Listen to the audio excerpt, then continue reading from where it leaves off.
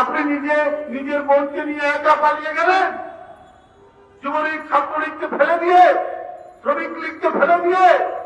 তা আপনি এরপরে যে দেশে আশ্রয় নিয়েছেন সেই দেশ থেকে মাঝে মাঝে আওয়াজ তোলেন আমি কাছাকাছি আছি, সেই ঢেকি স্বর্গে গেলেও নাকি ভাত ভাবে।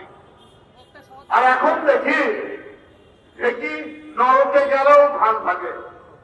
শেখ হাসিনা তাদের যে জীবন কেড়ে নিয়েছেন, লাভ ফেলেছেন, এটা পরবর্তীতে জানতে পারলাম।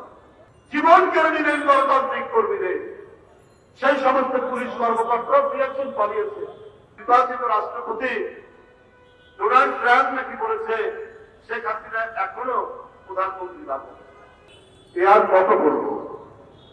আমি এবং আমরা যারা কারাগারে ছিলাম, আমি সুমন বিশ্বাস আরো যেসব নেতৃবৃন্দ, 6 তারিখে আমরা মুক্ত হয়েছি, 5 তারিখে শেখ হাসিনার পতন, তারপরে মুক্ত হয়েছে। আমরা আগের দিন পর্যন্ত 5 তারিখের আগের দিন পর্যন্ত রিমান্ডে ছিলাম এবং আমরা জানতাম না আমাদের ভাগ্যে কি আছে। শেখ হাসিনার পতন না হলে আমাদের অধিকাংশের গলায় ফাঁসির দড়ি ঝুলত।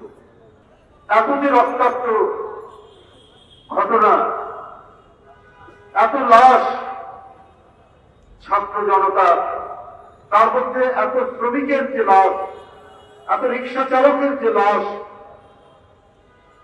শেখ হাসিনা তাদের যে জীবন কেড়ে নিয়েছেন, লাশ ফেলেছেন, এটা পরবর্তীতে জানতে পারলাম।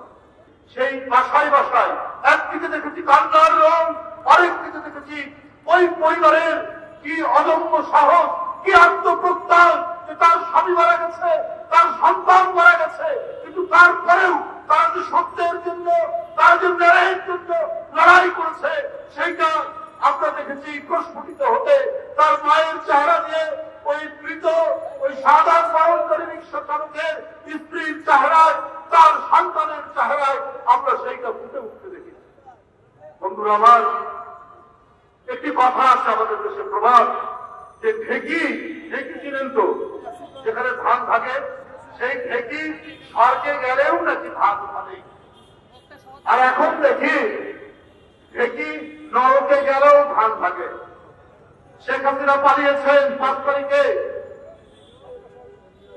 যে শেখ হাসিনা তার যুবলীগ ছাত্রলীগকে নানা প্রলোভন দিয়েছেন, আশ্বাস দিয়েছে, তোমরা নামো, তোমরা প্রতিহত করো, প্রতিহত করে তোমরা গুলি করো, তোমরা হত্যা করো, এর ফ্রি লাইসেন্স দিয়েছে শেখ হাসিনা। কিন্তু তারপরে আপনি নিজে নিজের বোনকে নিয়ে একা পালিয়ে গেলেন, যুবলীগ ছাত্রলীগকে ফেলে দিয়ে, শ্রমিক লীগকে ফেলে দিয়ে, মৎস্যজীবী লীগকে ফেলে দিয়ে।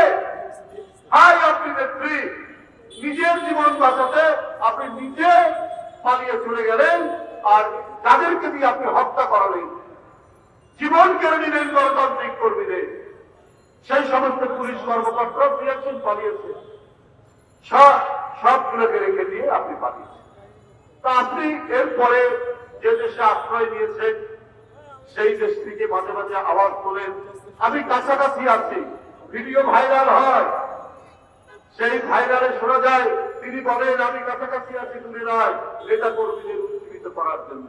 কিন্তু আর আগের মতো তিনি আর সাড়া পান না। দুই একটা দুর্বৃত্ত তো আছে, এই দুর্বৃত্তদেরকে তিনি আশ্বাস দেন তুমি মারো, প্রতিহত করো, হত্যা করো। ইতিমধ্যে 2-3 জনকে হত্যাও করিয়েছেন এই দুষ্কৃতিকারীদের দ্বারা। আবার মাঝে মাঝে উনি গুজব ছড়ান, মিথ্যা কথা বলার তো অভ্যেস।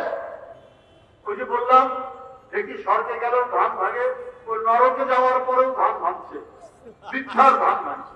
উনি বললেন এবং তার লোকেরা বলে বেড়াচ্ছে নির্বাচিত রাষ্ট্রপতি